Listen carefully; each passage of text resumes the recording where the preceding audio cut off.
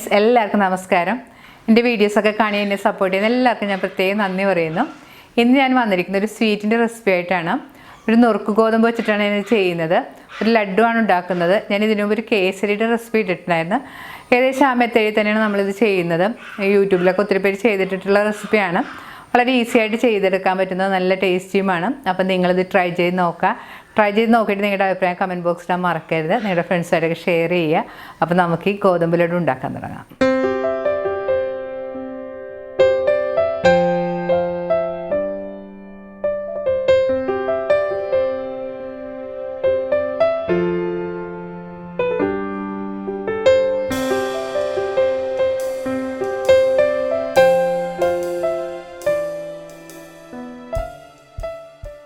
ലഡ്ഡു ഉണ്ടാക്കാനുള്ള ഗോതമ്പ് നല്ലതുപോലെ കഴുകി വെള്ളമെല്ലാം കളഞ്ഞു വെച്ചതാണിത്.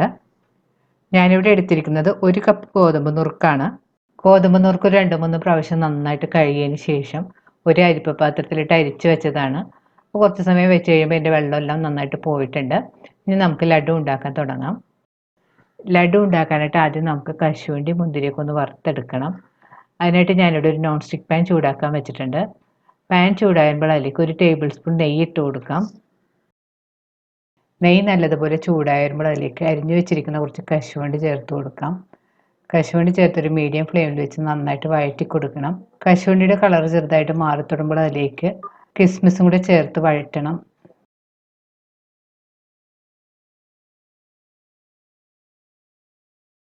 ഇപ്പോൾ കശുവണ്ടിയൊക്കെ ചെറിയ ബ്രൗൺ കളറും കിസ്മിസൊക്കെ നന്നായിട്ട് വീർത്തും വന്നിട്ടുണ്ട്.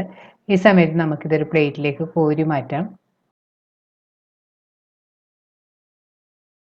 ഇനി നെയ്യിലേക്ക് കഴുകി വെച്ചിരിക്കുന്ന നുറുക്ക് ഗോതമ്പ് കൂടി ചേർത്ത് കൊടുക്കണം.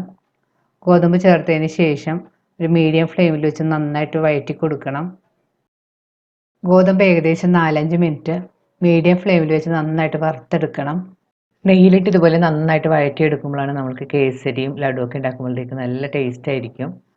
നുറുക്ക് ഗോതമ്പ് ഉപ്പുമാവ് ഉണ്ടാക്കുന്ന സമയത്ത് നമ്മൾ ഇതുപോലെ തന്നെ വറുത്തിട്ടുണ്ടാക്കുകയാണെങ്കിൽ നല്ല ടേസ്റ്റാണ്. ഇപ്പോൾ ഗോതമ്പ് നന്നായിട്ട് വറുത്തെടുത്തിട്ടുണ്ട്. നല്ലൊരു മണമൊക്കെ വരുന്നുണ്ട്. ഇനി നമുക്ക് ഇതിലേക്ക് കുറച്ച് ചൂടുവെള്ളം ഒഴിച്ചു കൊടുക്കണം. ഞാനിവിടെ ഒരു 3 കപ്പ് ചൂടുവെള്ളം ഒഴിച്ചു കൊടുത്തിട്ടുണ്ട്. നമ്മൾ പ്രഷർ കുക്കറിൽ വെച്ച് വേവിക്കുകയാണെങ്കിൽ 2 കപ്പ് വെള്ളമെല്ലാം മതിയാകും. നമ്മളിത് പാനിൽ തന്നെ വെച്ചിട്ടാണ് വേവിക്കുന്നത്. അപ്പോൾ 3 കപ്പ് വെള്ളം വേണം. വെള്ളം കൂടുതൽ ഒഴിച്ച് വേവിച്ചാൽ മാത്രമേ ഗോതമ്പ് നന്നായിട്ട് വെന്ത് കിട്ടുകയുള്ളൂ. നല്ലൊരു വെന്താൽ മാത്രമേ നമുക്ക് ലഡുവൊക്കെ നന്നായിട്ട് ഉരുട്ടിയെടുക്കാനും പറ്റുകയുള്ളൂ. ഞാൻ നുറുക്ക് ഗോതമ്പ് കേസരി ഉണ്ടാക്കിയ സമയത്ത് പ്രഷർ കുക്കറിൽ വെച്ചിട്ടാണ് ഗോതമ്പ് കുക്ക് ചെയ്തത്. അപ്പോൾ കുറച്ച് വെള്ളം ഉപയോഗിച്ചാൽ മതി. നമ്മൾ പാനിലൊക്കെ കുക്ക് ചെയ്യുന്ന സമയത്ത് കുറച്ച് കൂടുതൽ വെള്ളം ഉപയോഗിക്കണം. അതുകൊണ്ടാണ് 1 കപ്പ് ഗോതമ്പ് നുറുക്കി ഞാൻ 3 കപ്പ് വെള്ളം എടുത്തിരിക്കുന്നത്.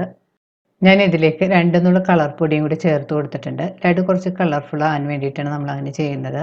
കളർ പൊടി ഓപ്ഷനിലാണ്, നിങ്ങൾക്ക് ഇഷ്ടമുണ്ടെങ്കിൽ ചേർത്താൽ മതി. എല്ലാവരുടെ കയ്യിൽ കളറൊന്നും കാണില്ല. അപ്പോൾ ഇതില്ലെങ്കിലും കുഴപ്പമൊന്നുമില്ല. ഇനി നമുക്ക് പാനൊന്ന് മൂടി വെച്ചിട്ട് കുക്ക് ചെയ്യാം. സ്റ്റവ് ഒരു മീഡിയം ഫ്ലെയിമിൽ വെച്ച് കുക്ക് ചെയ്താൽ മതി. ഇടയ്ക്ക് പാനിൻ്റെ മൂടി മാറ്റിയതിന് ശേഷം നന്നായിട്ട് ഇളക്കി കൊടുക്കണം. വീണ്ടും പാൻ മൂടി വെച്ച് കുക്ക് ചെയ്യണം. ഇപ്പം നമ്മുടെ ഗോതമ്പിലെ വെള്ളമെല്ലാം വറ്റി നല്ല ഡ്രൈ ആയി തുടങ്ങിയിട്ടുണ്ട്. പാകത്തിന് നന്നായിട്ട് വെന്തും വന്നിട്ടുണ്ട്. ഈ സമയത്ത് നമുക്കിതിലേക്ക് ആവശ്യത്തിനുള്ള പഞ്ചസാര ചേർത്ത് കൊടുക്കാം. പഞ്ചസാര നിങ്ങളുടെ മധുരത്തിൻ്റെ പാകത്തിനനുസരിച്ച് ചേർത്ത് കൊടുക്കാം. ഞാൻ ഇതിലേക്ക് ഇപ്പോൾ ഒരു 3/4 കപ്പ് പഞ്ചസാര ചേർത്ത് കൊടുത്തിട്ടുണ്ട്. ആദ്യം കുറച്ച് ചേർത്തിട്ട് വേണമെന്നുണ്ടെങ്കിൽ പിന്നീട് ചേർത്ത് കൊടുത്താൽ മതി. പഞ്ചസാര ചേർത്തതിന് ശേഷം സ്പൂൺ കൊണ്ട് നന്നായിട്ട് മിക്സ് ചെയ്ത് കൊടുക്കാം. പഞ്ചസാരയെല്ലാം നന്നായിട്ട് ഉരുകി ഗോതമ്പിൽ പിടിച്ച് ഒന്ന് ഡ്രൈ ആയിട്ട് വരുന്നവരെ നന്നായിട്ട് ഇളക്കി കൊടുക്കണം. ടേസ്റ്റ് ചെയ്ത് നോക്കിയിട്ട് മധുരം കുറവാണെന്നുണ്ടെങ്കിൽ കുറച്ച് പഞ്ചസാരയും കൂടെ ഒക്കെ നമുക്ക് ചേർത്ത് കൊടുക്കാം. ഞാനിതിലേക്ക് കുറച്ച് പഞ്ചസാരയും കൂടി ചേർത്ത് കൊടുത്തിട്ടുണ്ട്. വീണ്ടും ഒന്ന് നന്നായിട്ട് മിക്സ് ചെയ്ത് യോജിപ്പിക്കാം.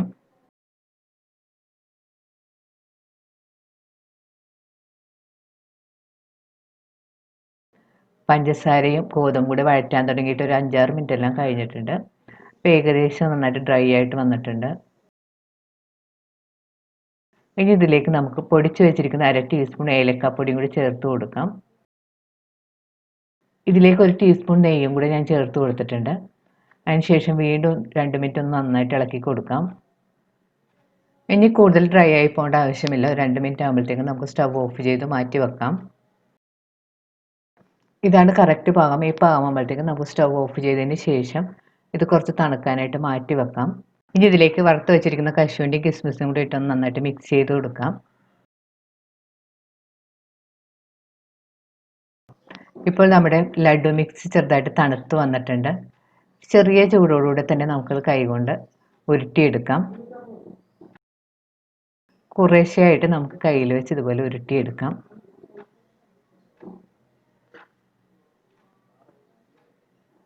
വളരെ പെട്ടെന്ന് ഒരു 15 മിനിറ്റ് കൊണ്ട് നമുക്ക് ഈ ലഡു ഉണ്ടാക്കിയെടുക്കാൻ പറ്റുന്നതാണ്. നല്ല ടേസ്റ്റിയുമാണ്.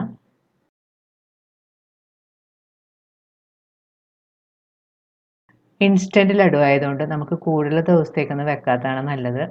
2 ദിവസം കൊണ്ട് തന്നെ നമ്മൾ കഴിച്ച് തീർക്കുന്നതാണ് നല്ലത്. അതുപോലെ തന്നെ ഫ്രിഡ്ജിൽ സൂക്ഷിക്കുന്നതാണ് നല്ലത്. അല്ലെങ്കിൽ ചിലപ്പോൾ പെട്ടെന്നൊക്കെ പൂത്തു പോകും. ഇപ്പോൾ നമ്മുടെ രുചികരമായ ലഡു റെഡി ആയിട്ടുണ്ട്. കാണാനും നല്ല ഭംഗിയാണിത്. നമ്മുടെ നുറുക്ക് ഗോതമ്പ് കേസരിയുടെയും റെസിപ്പി നിങ്ങൾ കാണാത്തവരാണെങ്കിൽ വീഡിയോ കണ്ടു നോക്കുക. നല്ല അടിപൊളി റെസിപ്പിയാണ്. ഇത് നിങ്ങൾ ട്രൈ ചെയ്ത് നോക്കുക. വളരെ ഈസി ആയിട്ട് നമുക്ക് കുട്ടികൾക്കൊക്കെ ഉണ്ടാക്കി കൊടുക്കാൻ പറ്റുന്ന റെസിപ്പിയാണ്.